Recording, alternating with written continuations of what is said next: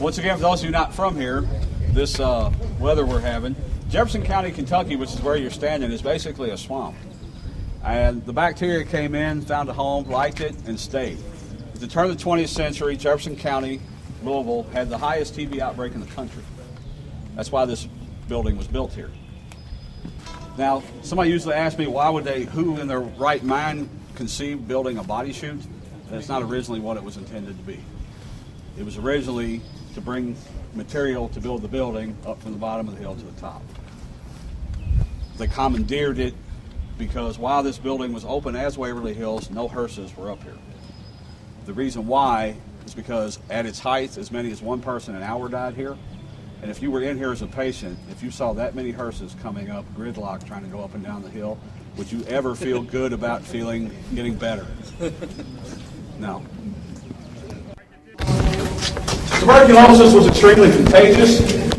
A lot of people wonder how they got people to work here. My great aunt worked here. She lived in the nurses' quarters at the bottom of the hill. She walked up the body chute every day to get to work. A lot of people go, well, how the hell did they con her into doing that? None of us really know what the Great Depression was all about. But I can tell you what she made to work here as a nurse's aide in the early 30s was $1 a day plus room and board.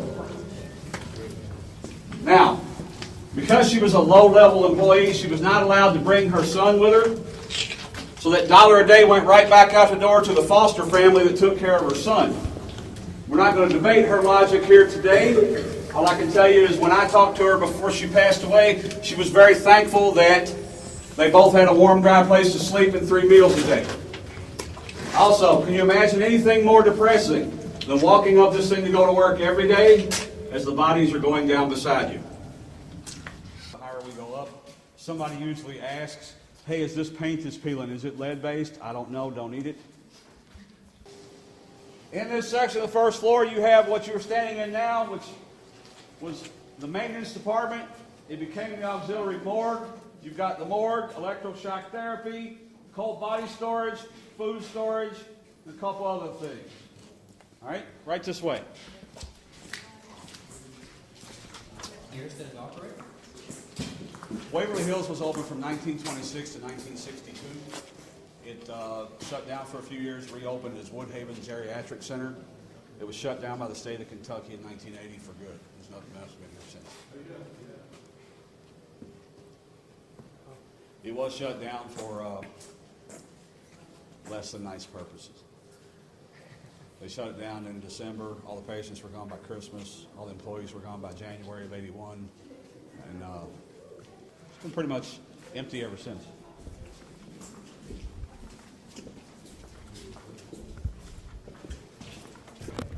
Now, these are patient rooms. Guys, if I get everybody to come out of the solarium, please. These are patient rooms, and what they would do is they would actually drag the beds out here on the solarium for fresh air.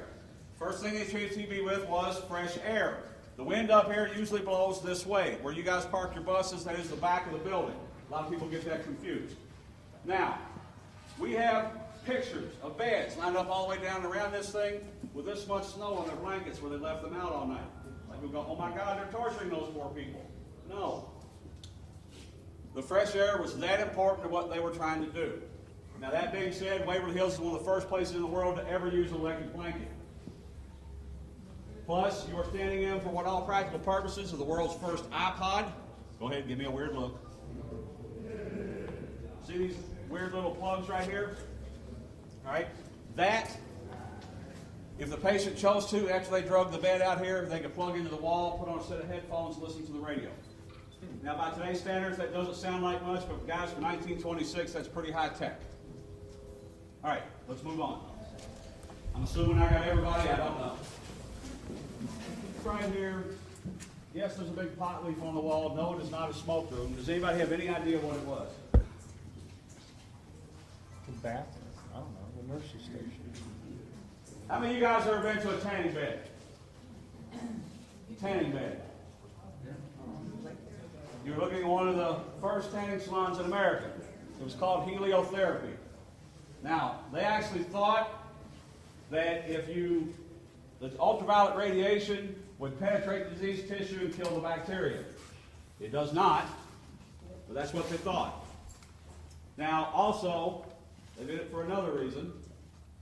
Like me and this gentleman were talking just a second ago, the doctors pretty much call tuberculosis consumption. Common people called it the white plague. Does anybody know why? And no, it's not just because white people get it. Black plague was Because towards the end of the disease, you lose all color. You turn white. Now, that was another thing why they put them in here. Now, the tanning beds in here were not quite what you guys are used to. I'm going to date myself. You guys remember when McDonald's had pre-made food in the center of those heat lamps? All right, picture that bigger. All right? All right, let's move on. We were throwing them away after they build up, but we've actually got some people that are actually paying money for them.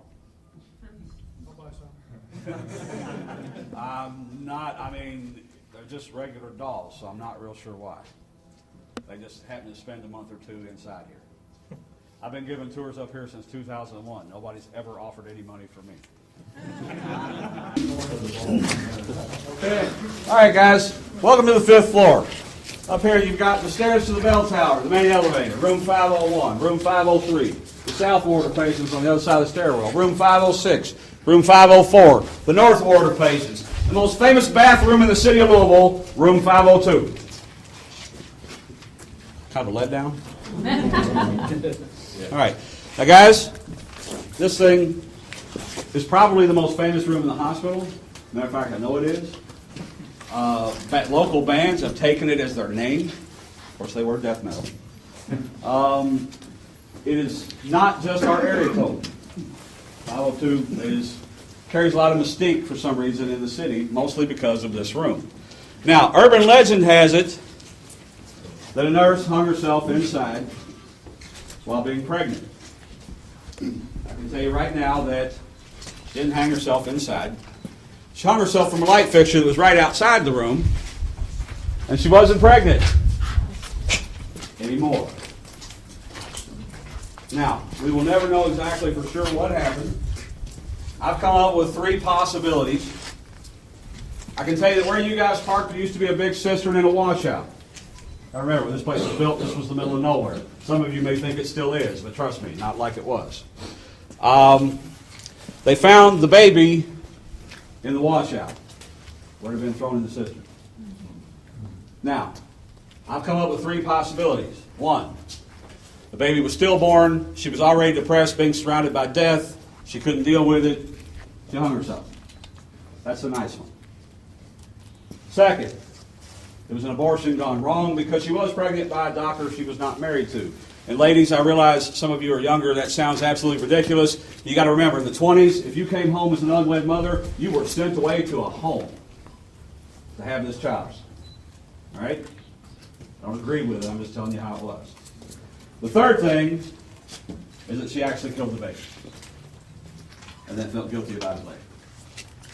Now, if you guys want to go in there and take some pictures, feel free. All that I ask is that nobody go out onto the roof unless they talk to me first. Okay?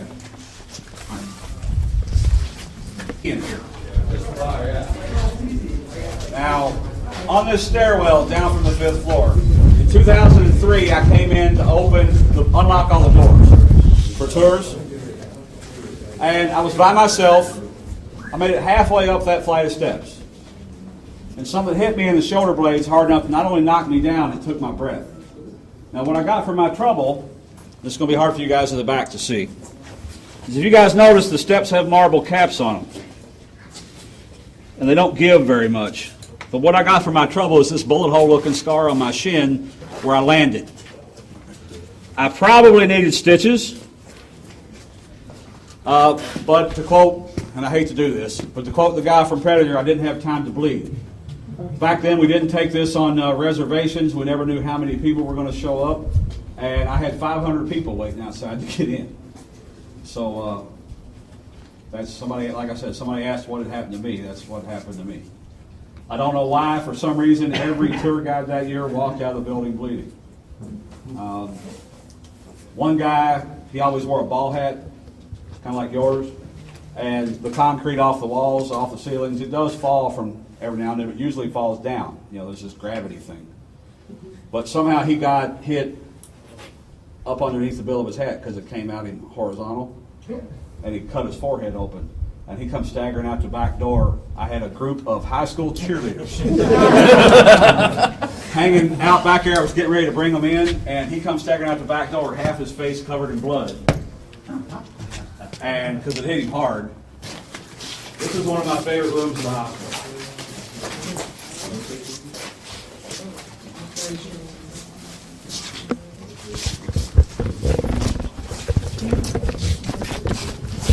All right, guys, welcome to the main OR. There were 2 surgical bays, one here, one there. It does amaze me what still works in here.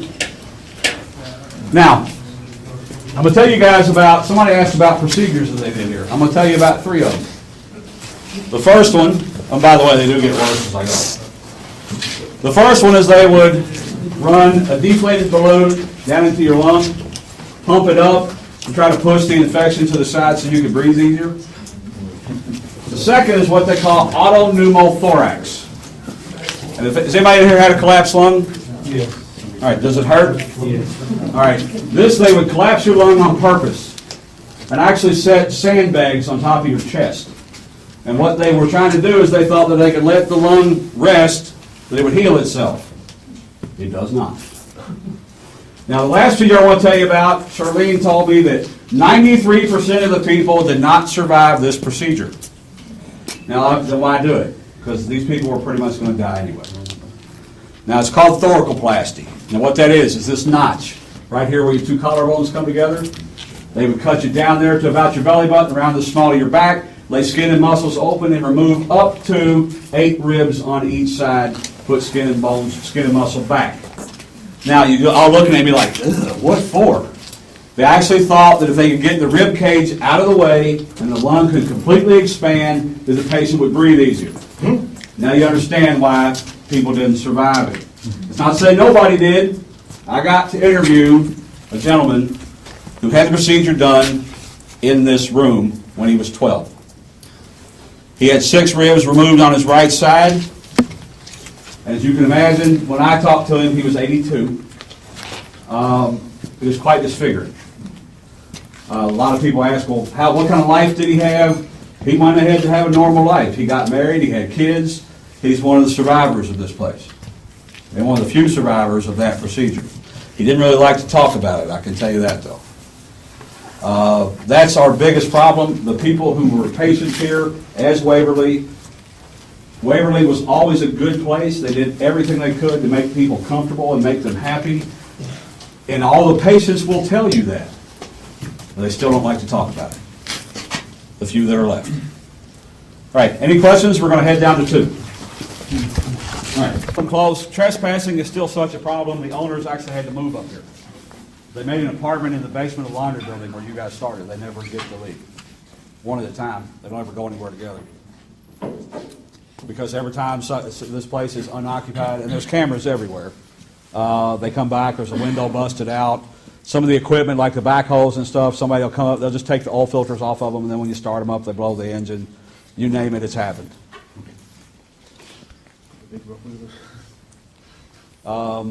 Now, I told you guys that they treated tuberculosis with 3 treatments, didn't I? But I only told you about 2. All right, the third one and last one has to do with this room right here. Across the hallway was at one time the main kitchen. What you are standing in was at one time the main dining room. The third thing they treated TB with, now keep in mind what we got here. We got air, sunshine. The last thing was food. Waverly Hills was a self-sustained community.